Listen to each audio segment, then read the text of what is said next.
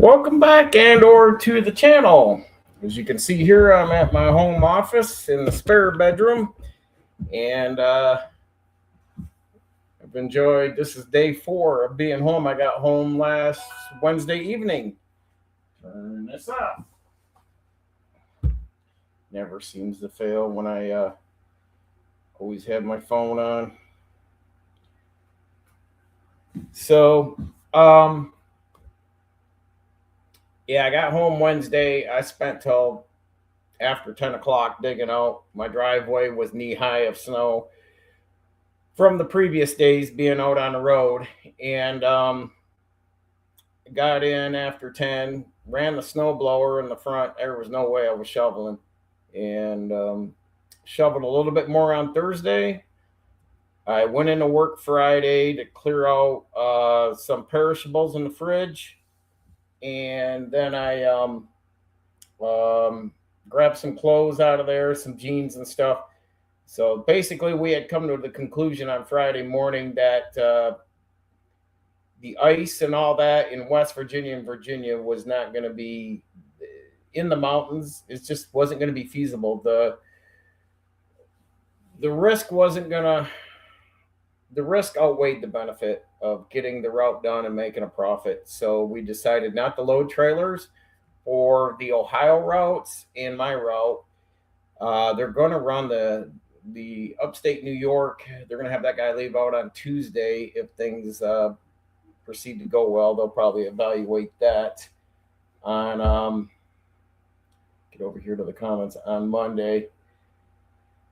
So I've been sitting here. The wife and I took the first couple days. I just rested. I did work around the house. I ran errands Thursday and Friday, knowing that the temps were going to get bad. We have not gotten snow since I've gotten home, to say the least. Now it's starting to flurry a little bit, but the accumulation, I think maybe 2 inches since Wednesday, and I cleared that out Friday, and haven't had anything since. I haven't had to go out in the yard and do any clearing in the drive, such. So with that, I worked here yesterday, and so Saturday. So this is day 4. I'm not used to this, but worked in here. I've been working on online classes for stock trades, AI technical charts through Chart Prime, and looking up and researching more stuff, and just getting things out of the way while I've got this time to be constructive. But I did take a couple days and just work around the house. We took the evenings. We spent time together. My wife and I have been watching a lot of police body cam videos and stuff like that to watch the crazy Karens out there. What is it with the white and black women that just seem like when they get pulled over, they have a meltdown? So it's been hilarious and comical to watch people deal with authorities any more than what we're seeing over in Minnesota. So they think they're above everything else. So that being said, I decided to pop a live off. I've been just hanging out. We've been home cooking. We grilled out Friday, and now it's been too cold. Now yesterday morning, Friday evening, and yesterday it dipped down to negative 18, which then I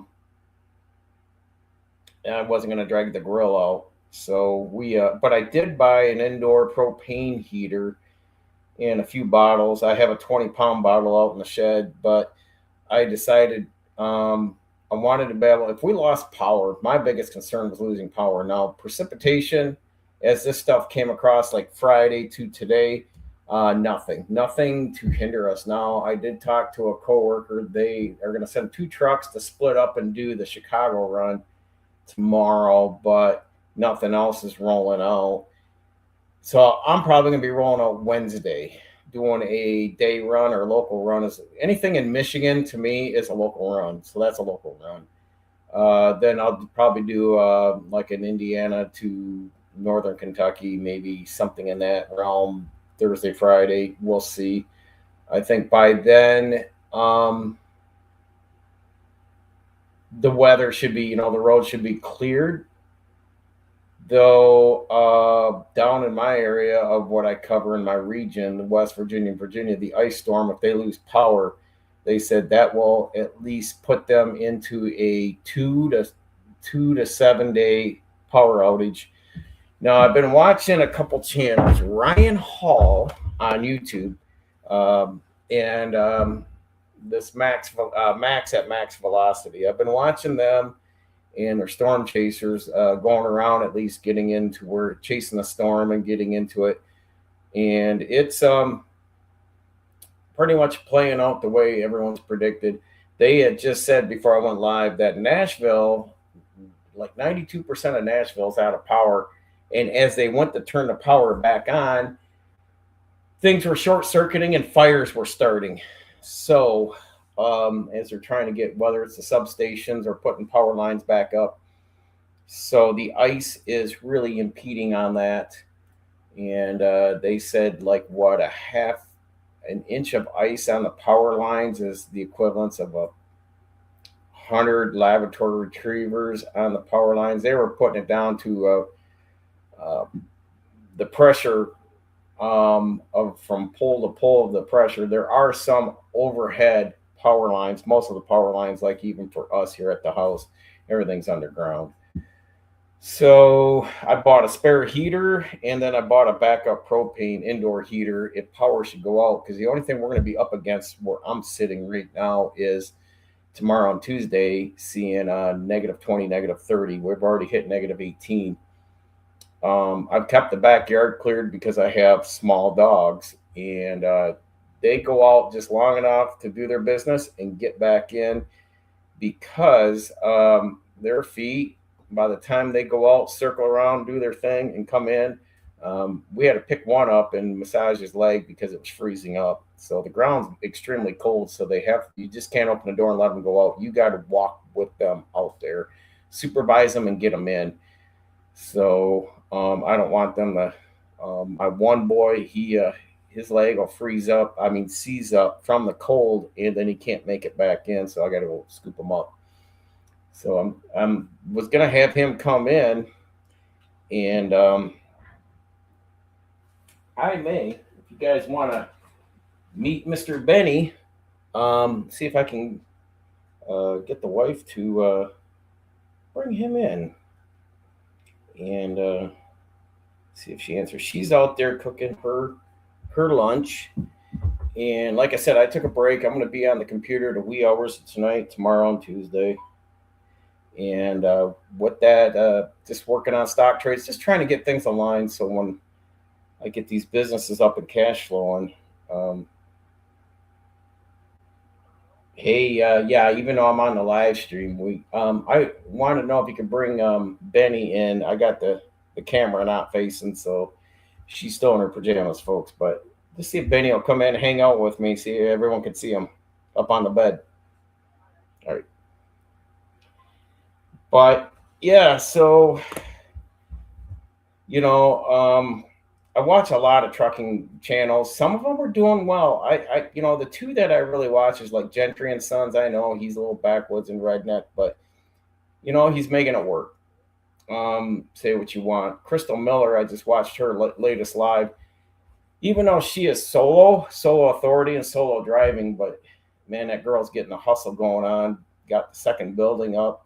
So they're out there working, even though the weather is not hindering.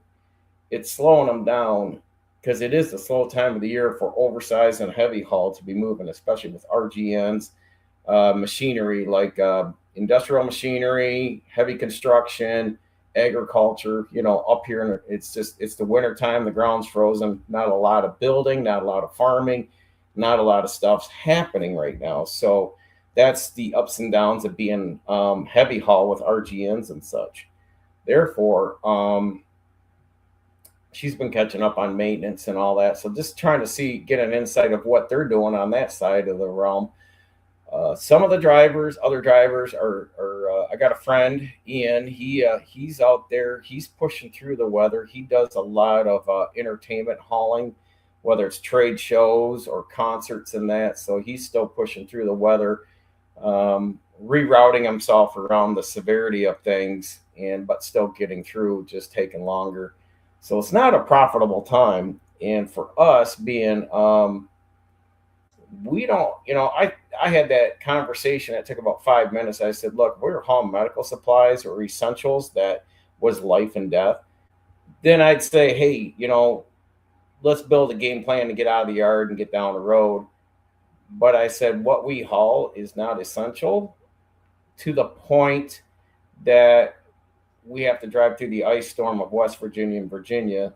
Everything from like Beckley and Bluefield all the way from Bristol to Roanoke. Up here, bud. So come on up. Let's toss it. Here he is. This is the big boy here, or my boy. So come here. Say hi to everyone. So that's Benny. He's been keeping me pretty well company, and yeah. So he's been watching the squirrels out the window here. I've got this window behind me. I got another one just like it. Is looking out the backyard at the bird feeders and stuff like that. So he's been popping in. I got a bed and blanket set up where he can just perch and look out the back window. So he's 12 years old. He's a like a dapple or merle, standard size wiener dog. But yeah, he's been hanging out. We had steak and eggs this morning. He decided to come out and whine for a little bit of nibble of steak, but other than that, he's on a pretty strict diet for being a senior. I don't take him in the truck because I've got such multiple stops through the week, and I'm usually on a pretty tight schedule. So right now, yeah, max velocity, I got the volume down. So Ohio snow emergencies, roadways are hazardous, which blowing, drifting, and that. They were popping off last night.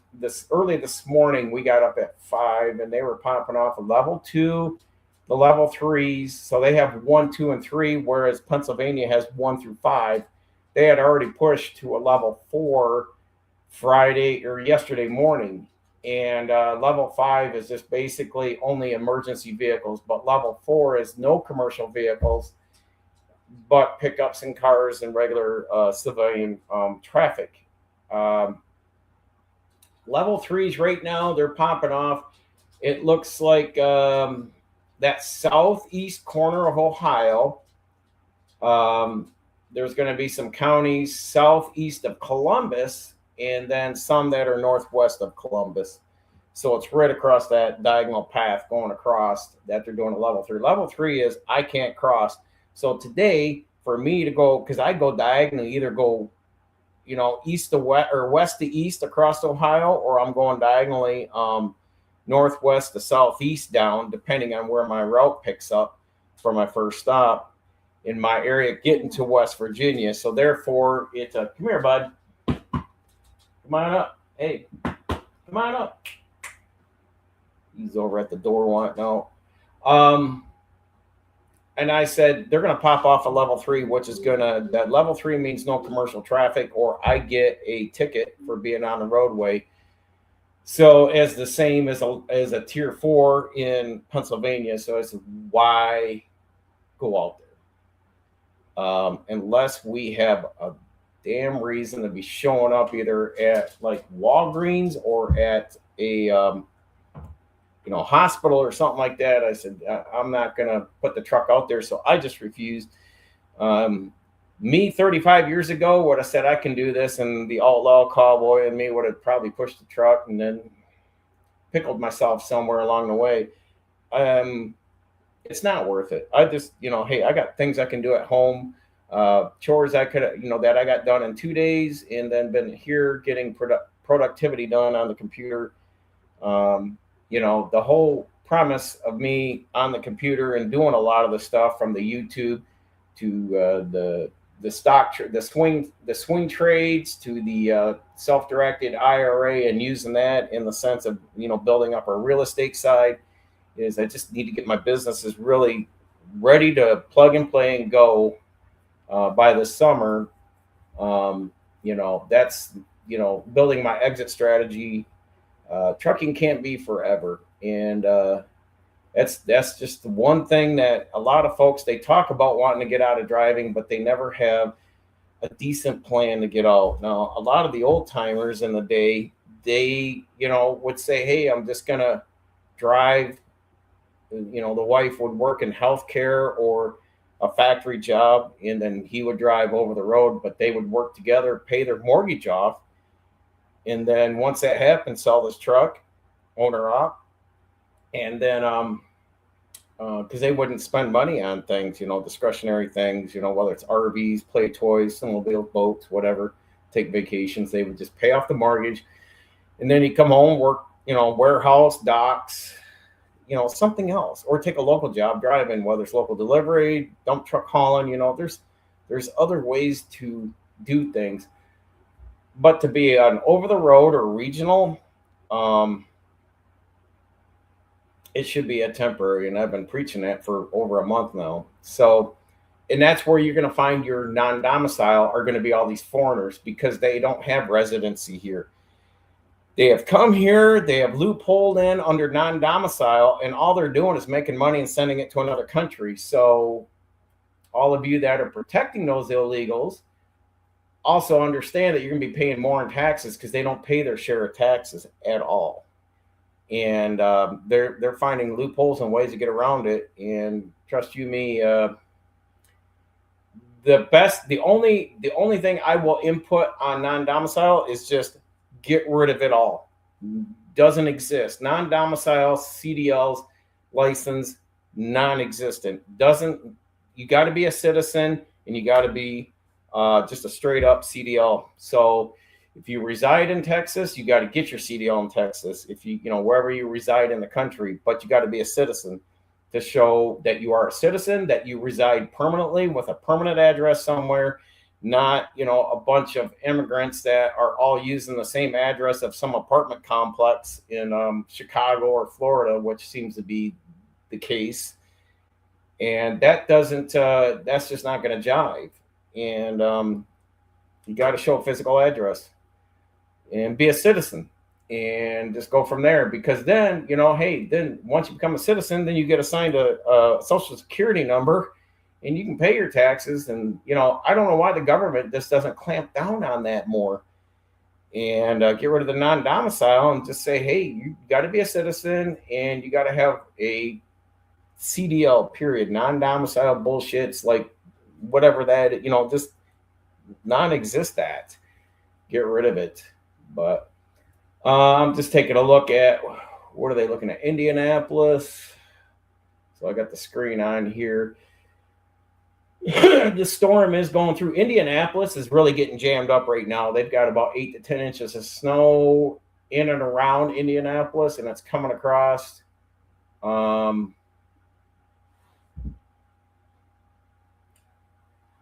Columbia, Atlanta.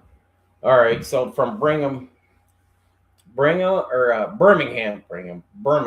all the way across to Atlanta, they're even saying that's getting hit pretty good too.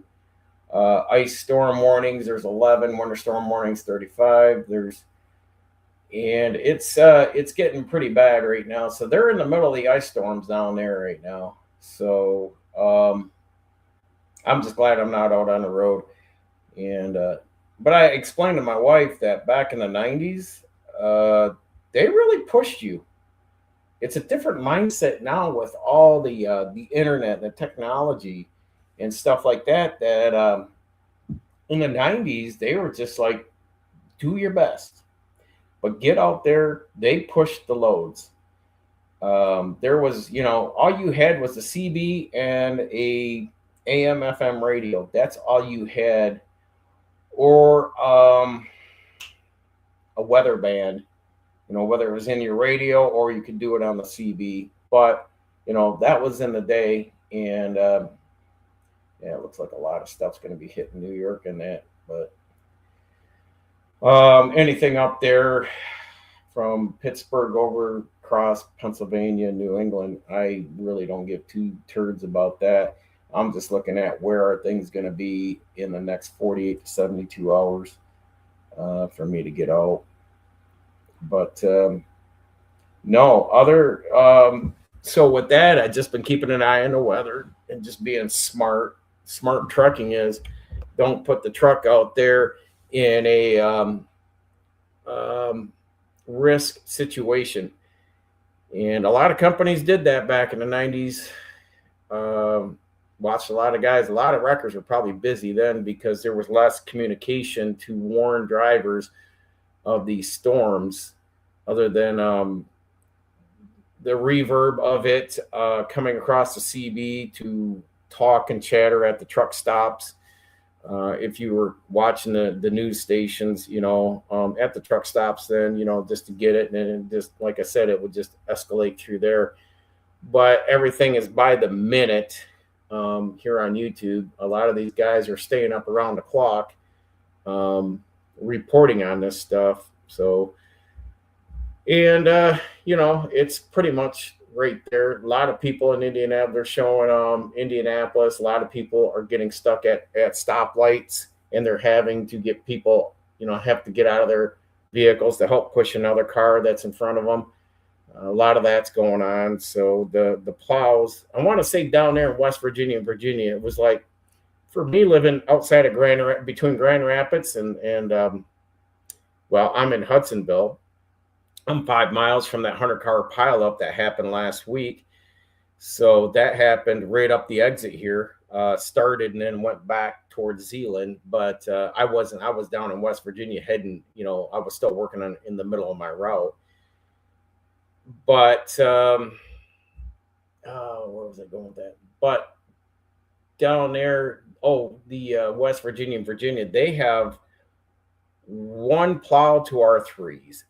3 plows up here. So it's like a 3-to-1 plow ratio of, their equipment and their surplus, like salt and other de-icing compounds. Indiana uses a lot of that brine, that calcium brine or whatever it is, salt brine, that liquid stuff. They'll treat the road first with that, and then they salt, as the snow accumulates on the roadways. But we have such a surplus. We have so many salt mines around us that, that was one of the things in the winter times. You could run gravel trains and haul a lot of bulk salt to the silos that the road commissions would house and stockpile their salt. And, you always wanted to keep a good stockpile and use up as much salt as you can so you could not shortfall your budget for the next year. So either you maintain that or you needed more in your budget for the following year if you went through so much salt. But I haven't been out to travel. I was shut down yesterday. I stayed in the house all day, other than took the dogs out and threw trash in a trash bin. Car's been just sitting there. And I did go in Friday. I turned my inverter off because I said, man, I better come in if I'm going to be, truck's going to be sitting 4 or 5 more days. And truck barely started. So I let it run. The boss said, just leave it running. I threw the spare keys in at the shop. He was going to move it in a dock. And he said, just leave it running with the heat on. And I shut the inverter off and grabbed what I had to grab out of the truck. And I threw some power service in both tanks because of it sitting for 6 days. I said, I'd rather, he had cases of power service. So I said, let me go out and treat the tanks while it's just sitting there, because when it gets down to negative 30-ish in there, diesel does its own thing. So it could be good, bad, or indifferent. So I'd rather just juice the tanks, as I call it, just juice the tanks with treatment. That way I don't have a starting issue, and we'll go from there. But he said, just go Friday. He said, go home. I'll talk to you next Tuesday. So that's where it stood. I wasn't going to argue with him. I said, hey, and if I don't get my 40 hours in next week, they're going to still gap me my 40 hours. So I'm still going to get 40 hours regardless if I work 20, 30, or 39. I'm still going to get 40. So that's their guarantee to us. So I'd rather just, what can you do out there in this stuff? The trucks, you're going to be moving slow down the highways, in and out of parking lots for deliveries. It's like, let the plows get out there and get their job done. Let the this the service workers that are out there, your municipal workers running either locally or on the county and state highways. Let them get out there and do their job. But to see people get in their cars and just, well, I'm going to go to church. Well, I got to go get groceries. You freaking knew this shit was coming since Thursday. Get your shit out. Get out. You should have been out there like I did Thursday and Friday. I said I'm not leaving when this stuff comes. I'm not going out. I'm just going to be impeding in the way of people trying to get work done out there, unless it's an emergency or a very hard shortfall of supplies here in the house. We're sitting good, and there's no reason to be out there. But yet there's going to be people that will, think, well, I got all-wheel drive. I can go to the store. I can do this. I can do that. You're just becoming a casualty and a liability, especially these guys that are trying to do their jobs, and you're just getting in the freaking way. And it's like this. They were saying that in Nashville early at 6, 7 o'clock this morning. I was watching the Storm Chasers, and they're like, the guy goes, why is there so much traffic in Nashville? And these people shouldn't even be out here. They're crawling like 20 miles an hour on the highways. Some of them wiping out, and they're just, now the plow trucks have got to work around all that. And now you got to get wreckers out there in the middle of all that mix. And then you're putting them at risk, having to go out and pluck your ass out because you didn't know to keep your butt at home. It's like, this is the decision. You need to look at yourself, your spouse, your family, and just say, look, we're not driving.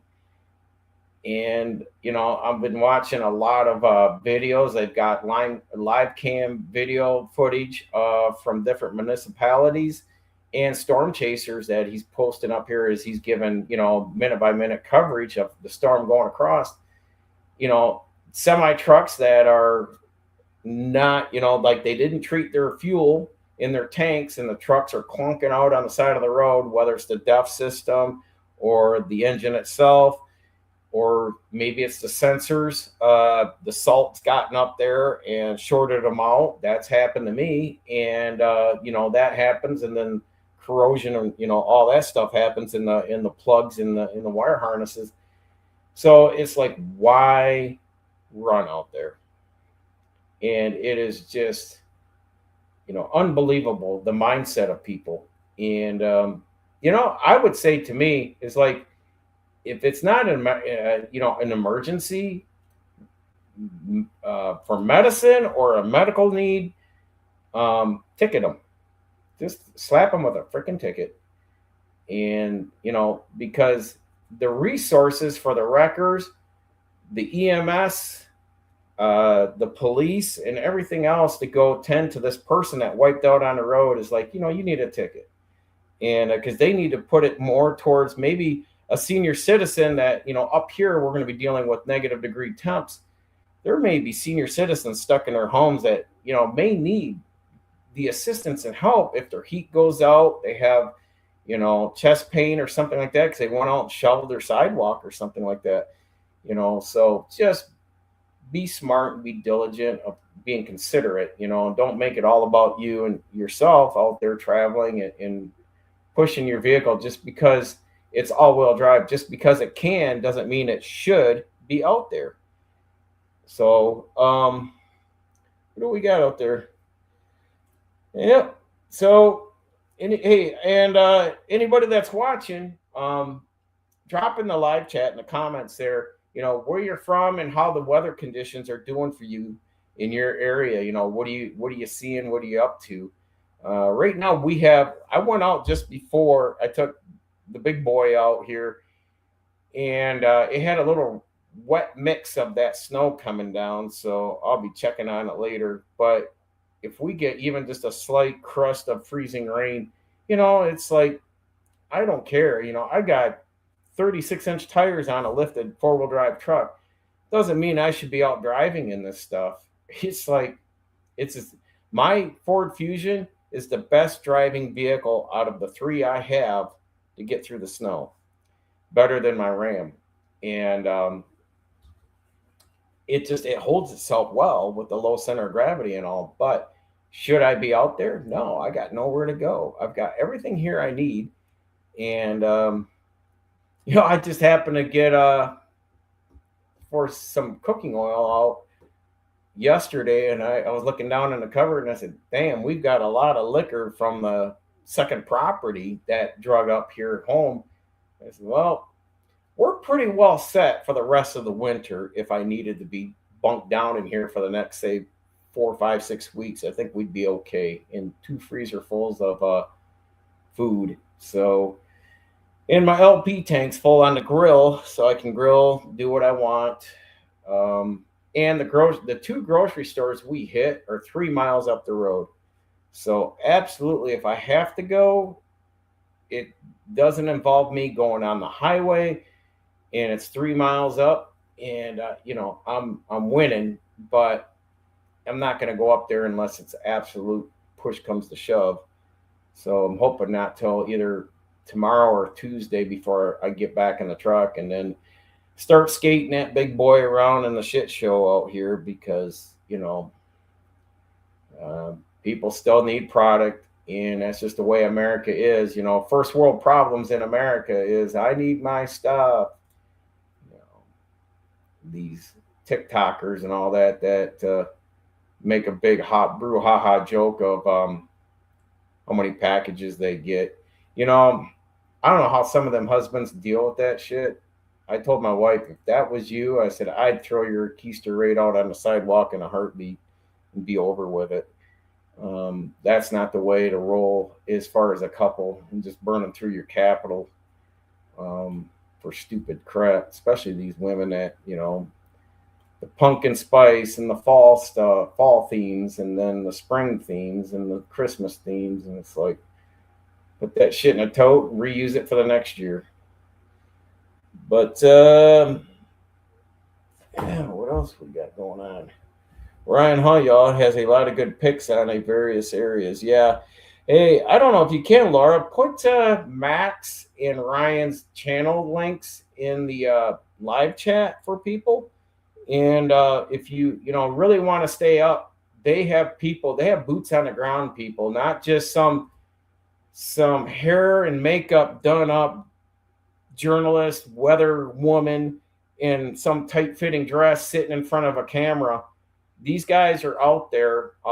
Literally, the guy that went up to Dayton, Ohio, he was going down streets where I deliver currently, and he was going into towns. I was literally like, he was only answering the super chat. So to read, he had what, Laura, about 6,000 people or 60,000 people in the chat or something like that, 6,000.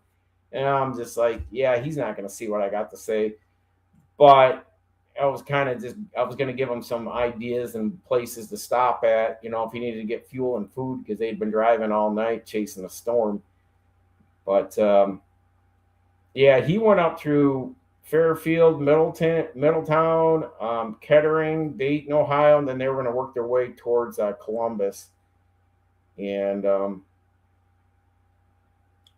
anyhow, that's been interesting. And like I said, the biggest thing is the ice storm. The snow is not as detrimental to me as the ice is, because once that's on the ground, I don't care if you got all-wheel drive semi-truck. I don't care if you got a bulldozer or tank. You're going to slide off the road. It does not matter. Ice is probably the worst thing for any kind of vehicle, to say the least. And to be up in the Appalachian Mountains with ice is like you're asking to the death penalty to go out there and deal with it. So there's no reason to go down there and fight the ice. I figured let it blow off for a week. Let's evaluate this next Friday and see what our customers, because most of our customers were even emailing and calling saying, don't come down. So we went with it, and yep. And then I'm in here watching Max Velocity there, Laura. And they are in New York 895 at Cross Bronx Expressway, New York, and it's shut down right now. And I believe I've been through there when I hauled produce on the 895 in Bronx, and but I always went through in the dark, so daytime, I couldn't tell you what it looks like, but they got traffic here on the cam showing it stopped in accidents, or just they got it shut down because it's impassable. But New York is now starting to get the beginning of the brunt of this. But it's interesting to see how, with this kind of storm coming across, and especially the ice is the big thing.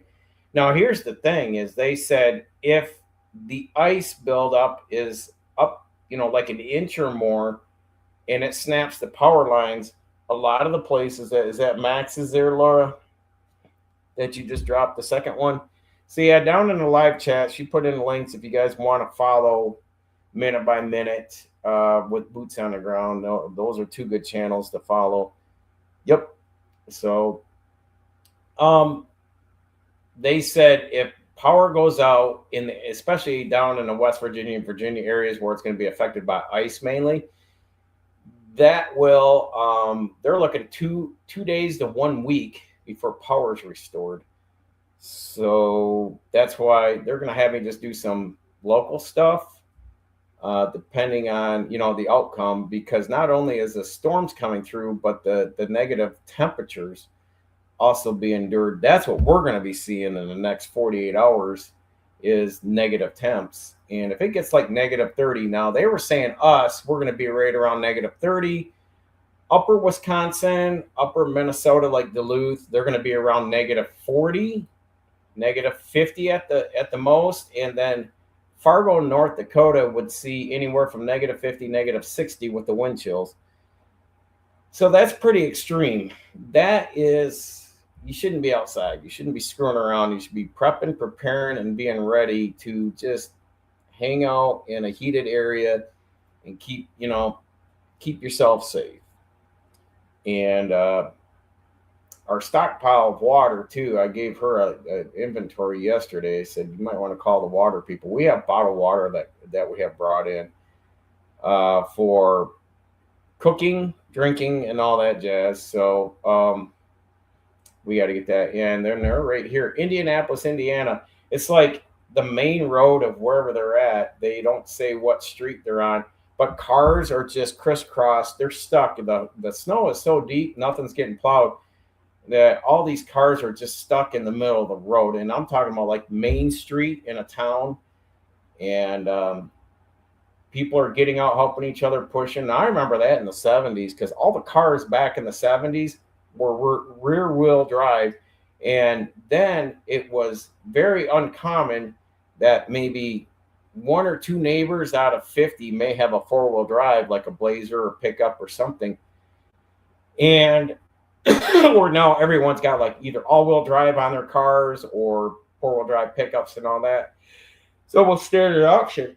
But that's then all the vehicles I had were rear-wheel drive, and you always you put sandbags. You would go down and get playground sand bagged up in like 50-pound bags.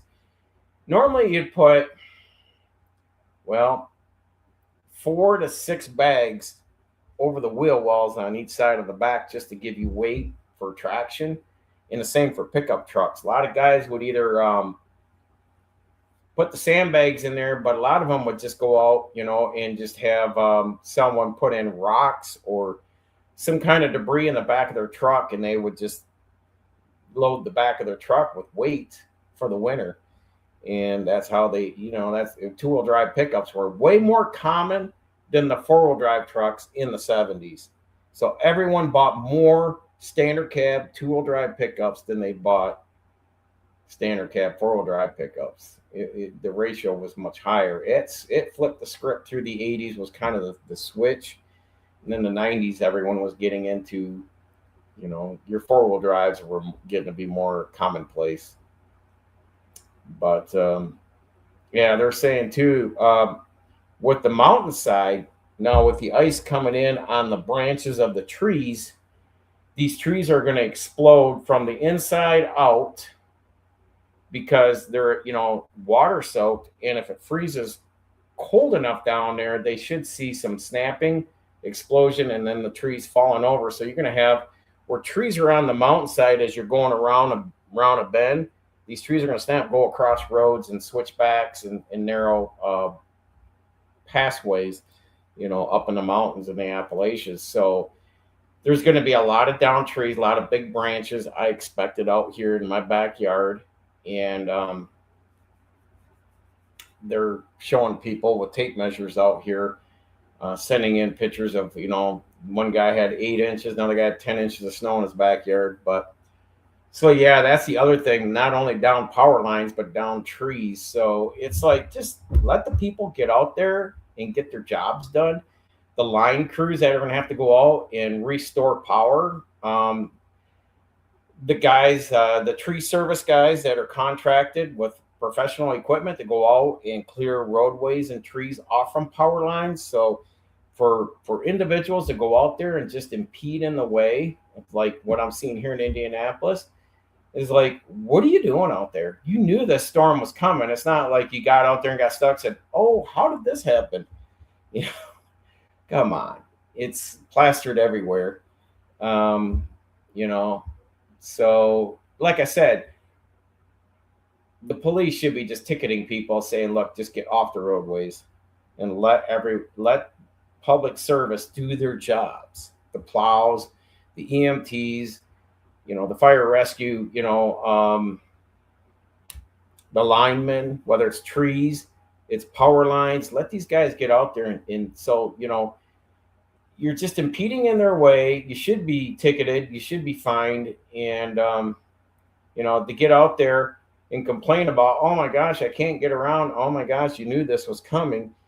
These people that sit around and complain are just complaining because there are a bunch of Karens sitting around complaining about first world problems.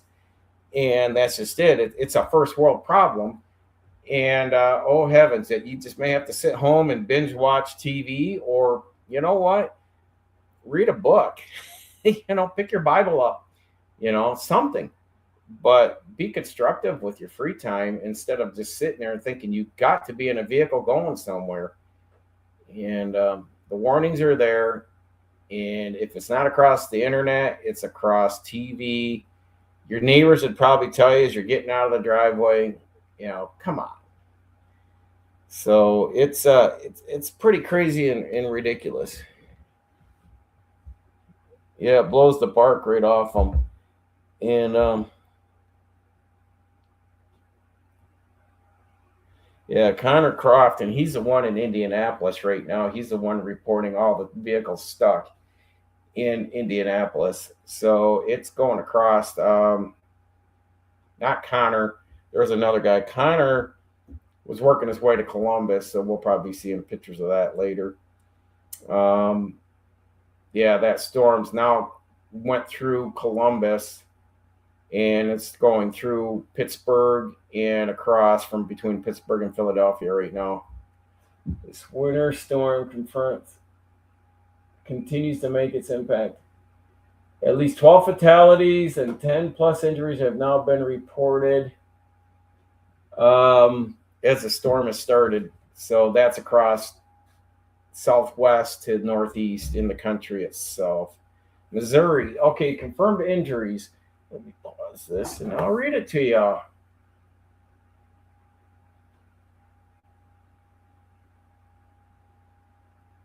right, confirmed injuries. Missouri, 23 injuries. Oklahoma, 23 injuries. Tennessee, 19 injuries. Virginia, 16 injuries. Indiana, 12 injuries. North Carolina, 3 injuries. Kansas, 2 injuries. Alabama, 1. New Mexico, 1. Pennsylvania, 1. So, and then confirmed fatalities, 12. New York fatalities, extreme cold, 5. Louisiana, 2 fatalities from extreme cold. Michigan, 1 fatality, extreme cold. Arkansas, 1 fatality, extreme cold. Texas, 1 fatality, extreme cold. Tennessee, 2 fatalities, winter weather-related car crashes. So those are your fatalities across the states that have been affected. It's not the heat, it's the cold. That's what's more detrimental to killing people. And turn this back on. But that's something that's so important over the winter, summertime, or the summertime is you need to be better prepared as a truck driver, better prepared for the cold than the summer. I always carry water, but you know, if the truck breaks down, which has happened to me, I don't know if my TV overheated in here. This room's like 90 degrees in here. No, it's coming on. 2017, I had my new Freightliner, was a year old, and the control module and the wire harness for the DEF system went to hell. They had to put a control module, a new wire harness, and redo the sensors on the DEF system to the exhaust, not the tank side. And it shut down, and it would start up, run for like 15 seconds, and shut down. And luckily, I had an S.E.E heater in the truck, but you know, for 8 hours of sitting there because they dropped the ball in getting me wreckers out, because it took one wrecker to get the truck off the trailer and another one to come and tug my trailer. What's going on? So that all said, I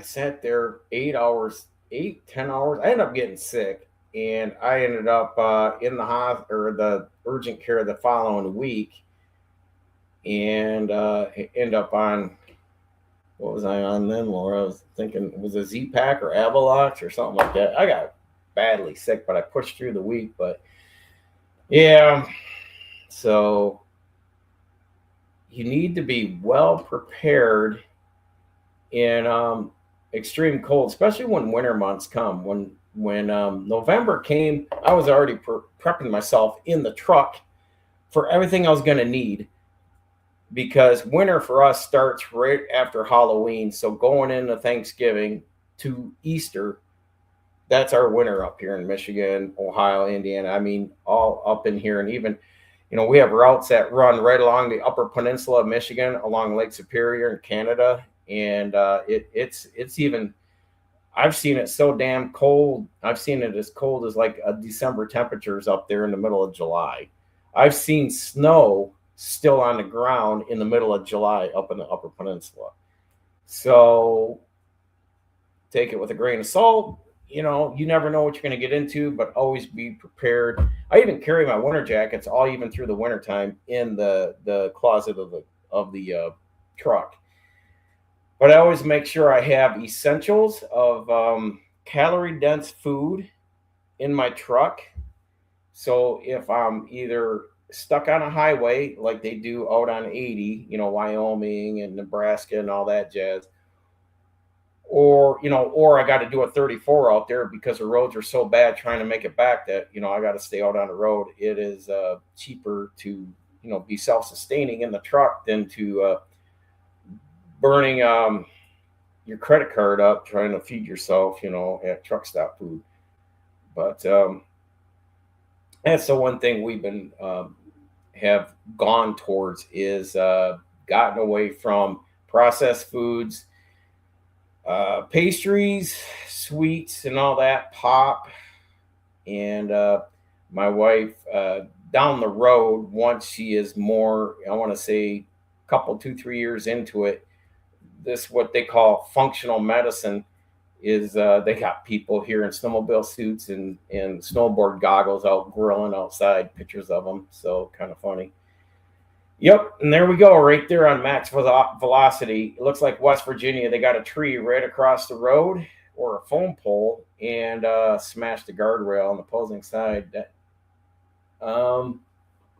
Yeah, Somerset, Kentucky, another place I deliver to.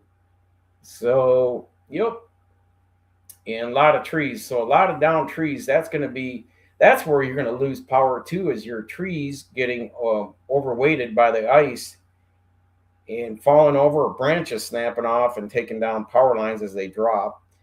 And so that's why the line crews is so essential in the summer months, that these guys are walking the lines and looking for brush and trees to be getting in the transformers or power lines that could, you know, be detrimental at this time of the year. So we've had that when I owned my house back on the other side of the state, like 35 years ago. No, 30 years ago when I owned my house. The power company came through and I had a pine tree up in the transformer. So he came in and took it down, left me about 3 feet of the tree and stump out of the ground. And I dug around it, chopped the roots because that thing was it was about as big as my Ford Fusion. And I jerked on it with my Ford Aeromax, and I got it to break loose, but I couldn't get it up out of the hole. So the neighbor came over with his lifted blazer, and he came over and was able to snag it up out of there with his winch and all that. Once we got it up out of the hole, I just had him keep going and drag it out to the road, and the city came and got it. But I just wanted to use that area where the tree was and grass it over and make it more obtainable to be used for the kids. But yeah, so that's why it's so detrimental to make sure these guys are. And I'll be. Where is this? Marion, Marion Avenue, New York. They have the garbage trucks with snow plows on the front of them. So now they've retrofitted the garbage trucks in New York, and they got three of them right now. They're out there plowing the roads with garbage. So they're utilizing every piece of commercial equipment. It's not just dump trucks retrofitted for hauling salt and plowing. They're using the garbage trucks for it. So, whatever it takes. And like I said, these people, they're stopping traffic. So these guys are coming up the wrong way on the highway. The three of them are getting turned around, and then they're just going to stack along each other and make one path going down the road. But, there's always the numbnuts that got to go out there and drive. Like I said, just because it can doesn't mean you should. But there they are. Yeah, there they are back, New York. So they're getting the second truck turned around. Third truck's now turning around. One's a recycle truck. The other two are garbage trucks. And then they got a plow truck. So they got four. They got three garbage trucks and the dump truck with salt. I think he's going to run in front of them. He should be running behind them. So as they're plowing, he could be spreading the salt. So we'll see how they take off with this. But the police are holding up traffic right now. Like I said, it's ridiculous. So if you think you're going to get somewhere fast, and what did they say? 2 flights, air flights. There was 13,000 flights canceled since yesterday morning. Kudos to them. And I'm glad they have. It's like, this weather's bad. Why should the pilots jeopardize, trying to fly these planes? And it's not where like, hey, everything's great in San Diego, but if you're trying to fly into Louisville, Kentucky or New York City, they can't land the plane if everything's iced and snowed over. And, they can't keep up with the weather. So, yeah, cancel the flights, let the weather blow over, let the crews get out there and clear everything. And, there you go. But like I said, people need in this country, they need to have more patience, and that's something this country has zero of. Again, when they complain, it's just first world problems. So,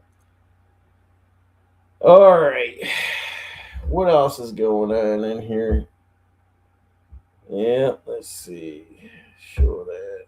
Change it up. So yeah, I can change up things there, Laura, and my banners down below. Yeah, I think I'm going to stick with StreamYard. I was looking at it, and I probably will here soon go up to an annual membership and unlock more features, so I can do the intros, outros, and other jazz. But I kind of like what they got to offer for the small channel that I have. It seems to be a good fit right now. So let's turn the camera around. Yeah, New York.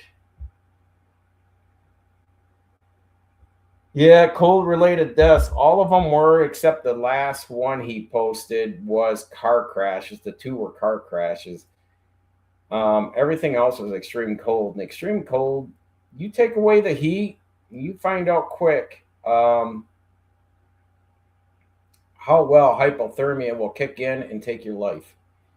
And it's always been that. And when you live in a suburbia place, especially, I don't want to go off the rails on this, but people that don't understand that are usually the ones that are more fluent and live in a more upscale neighborhoods, upscale of New or of a city, and well, I'm nice and warm. Everything seems fine. I got all-wheel drive. They're the ones that are out there impeding in traffic, then getting themselves pigeonholed out there. Um, and inexperience in the sun. I've got experience, but I don't need to be out there. I looked at my wife, said, "Not a damn reason why I got to be out there. I got nothing to prove, and I can be badgered and called all I want, but I don't care." When I walk into spring and summer, I say, "Yeah, I made it through another winter without flipping the truck and being one of them suburban turbines, dumping my Volvo on its side, out on a turnpike or highway because, well, you work for a shitty company that, mandates and pushes you to go, push through the elements." So take that with a grain of salt, as you will. But yeah, so right now he's breaking down county by county, even. Wish I knew where he was. Mariana, Blakely, Albany. This must be Tallahassee. So yeah, he's watching it coming across southern Georgia right now. A lot of the ice. So I'd be curious. Um, and if you do live in these areas, he's asking to send videos or photos or anything of footage in your area of what you're getting, yourselves into. But tornado in Florida, I'll be dipped. But yeah, I'm glad we got everything. We got everything here we need, even though our roads aren't bad. We don't have ice and we don't have snow right now. We just have cold temps. I can still drive up to the gas station and not be impeding to any service workers, that need to clear roadways and that because they're probably just on standby more or less. But we've had flurries, but nothing more than a dusting. I took my leaf blower out and blew the back deck off for the dogs. I mean, that's how light of snow we've got in the last 24 hours. So just pushed it with a leaf blower. But the shoveling was, yeah, by Wednesday night, I think my wife kind of knew I was not in the mood. And we are definitely looking forward to the Southwest in the future and putting this in our rearview mirror. Yeah. So just to, and people have asked me, why would you want to live there? Um, I don't want to be. We look at our parents. Our parents are in their mid 80s. They live, you know, some live here in Michigan, others live in the northeast corner of Ohio. And I don't want to be 85 years old, stuck in my house most of the winter where the only driving is groceries and doctor's appointments, where their reflexes and their ability to judge being out in these conditions is very hindered, that you become concerned when they leave the house, driving. But when I'm 85, I want to just be sitting on my porch in January, this time of year, having a stogie, looking at palm trees and watching a sunrise and a sunset. I do not want to be looking out the window at the tundra and the ice and negative 30 degrees. I'm just aligning myself. I'm just front running myself to be in a position to, where I want to be when I'm 85. So I'm looking 25, 30 years down the road. And do it before this administration gets out and we get another, bunch of flaky nutcases in there running the country again. So who knows? We'll probably be 85 and having to shoot our way over to a grocery store the way this country's going. So, but yeah, it's what are these guys taking pictures? Oh, they're taking videos and pictures of Lewis Center, Ohio. They're pictures of a dam on max velocity. YouTube channel. So if you guys want to stay up, we're running 3 TVs. I got one back here, one in the kitchen, and we got one in the bedroom and one in the living room. But we're at least running both channels, keeping an eye on things. But for us, like, we're missing it. The closest anything came to us, my wife said, was there was some squalls and snow that came across 45 minutes south of us, which is Kalamazoo.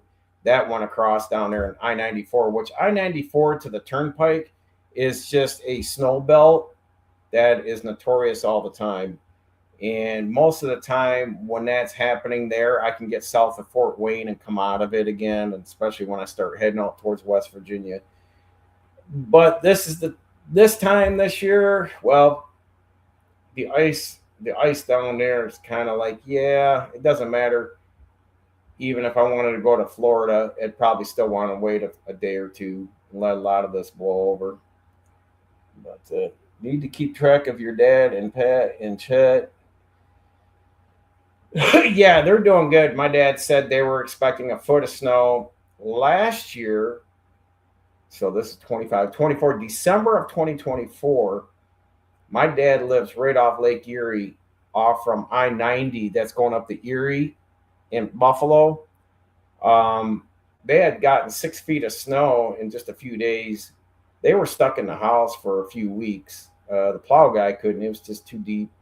So between the drifting and the snow accumulation, they were about 6 feet in, and took them a few days before he got out there to dig them out. But they stay pretty well stocked. They have a Generac on the house. That's where I learned a lot of my prepping and front running things. It's just things he's done, and it's worked for him to be able to be self-sustaining during treacherous storms like this. Being I'm up here in Michigan, he's there, so both we both have been in areas where snow and cold is prevalent, and just being getting your vehicles, like, to me, he's taught me, have all your vehicles ready. Between Halloween and Thanksgiving, he kind of just gave me a window, said your car should be ready, whether you switch over to snow tires back then, getting your oil changed, checking your coolant. How well is your coolant? Like, my 2 vehicles that I do drive, other than, and my Ram, I checked all 3. The coolant was good for -37. I checked the coolant. I changed all the oil and everything by Thanksgiving, and all the 2 main vehicles. My Ram I have not, but I did check the coolant. It's in a heated garage, so I wasn't flaking out over it. But the my car sits outside the garage. The wife's car sits in the garage, heated. But those 2, -37 on the coolant. Fluids have been changed.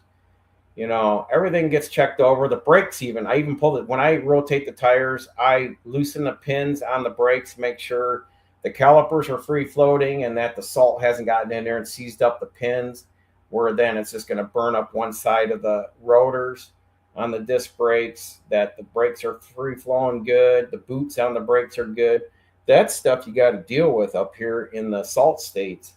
That your brakes the salt doesn't get in there, and then everything seizes up through the summer. And so by the next winter, your brakes are prematurely dying on you. So I stay up on that, check the suspension over, make sure none of the boots on the suspension joints are bad. CV boots are good. Just things like that. You got to be on top of that stuff. And yet I see people going up and down my road.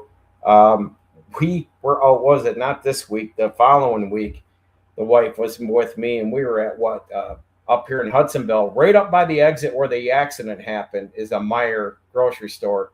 And that car came in, and the exhaust was dragging on a SUV, scraping and sparking, coming in when the wife and I were leaving. It's just shit like that. It's like, people go by my house, the exhaust is hanging down, dragging, wheel bearings squeaking, brakes are squeaking. I mean, these are basically clapped out shit boxes that are 5, 8-year-old vehicles. And you just see people just run them in the ground, and they're like, well, I can't afford it. Well, You can afford the payment. You should have bought a car you didn't have a payment with, so you can put the money and keeping the maintenance up. But to be in an unsafe vehicle is something else, and I just don't allow it. I mean, I don't need the newest vehicle, but I want it 100% mechanically sound, and that's where I really take my OCD with is making sure everything mechanically is working on the vehicle, even if the wiper blades are looking, iffy. Just put new ones on. It is so much easier to throw wiper blades on at Walmart than to just deal with gouging the windows up. I've seen that a lot. Um, so thought I'd get on here and see what y'all got anything to say. So not much, but that's what we're doing. And I'm going to get over and start following some classes and just browse over my shoulder at the weather.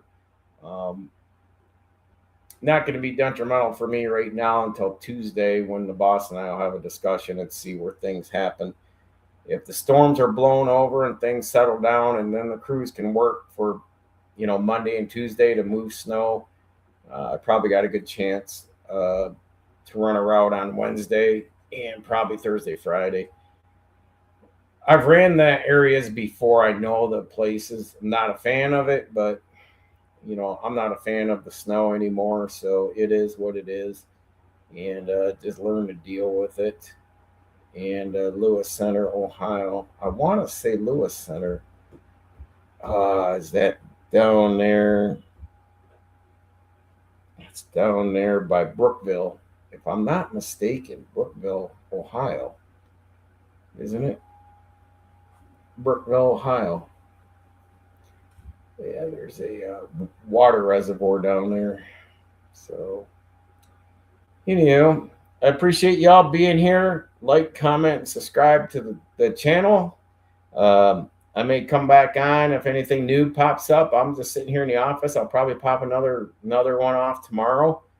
If there's anything you guys want to talk about, leave it in a comment after the live stream, and be more than happy to look something up, bring something to the front of discussion if something is of concerning or any recommendations.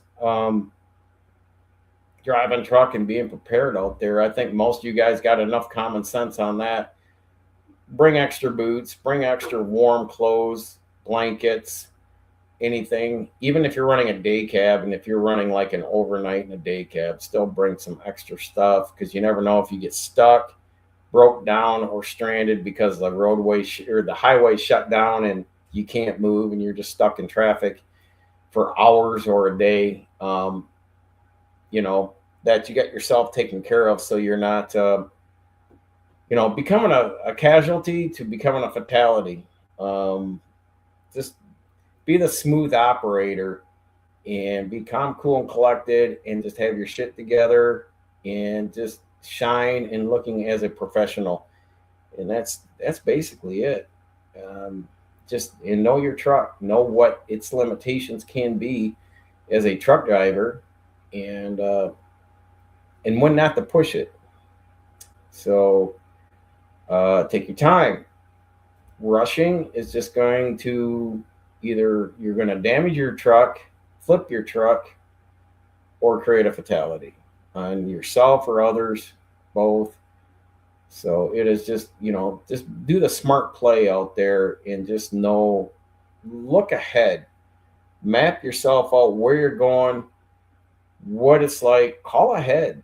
Call some truck stops. Call the con and see, the shipper receiver. See what they're, what's the conditions there, so that way you've got an idea of what you may be driving into. So that way they may have a suggestion. Hey, instead of coming in this way, come in that way.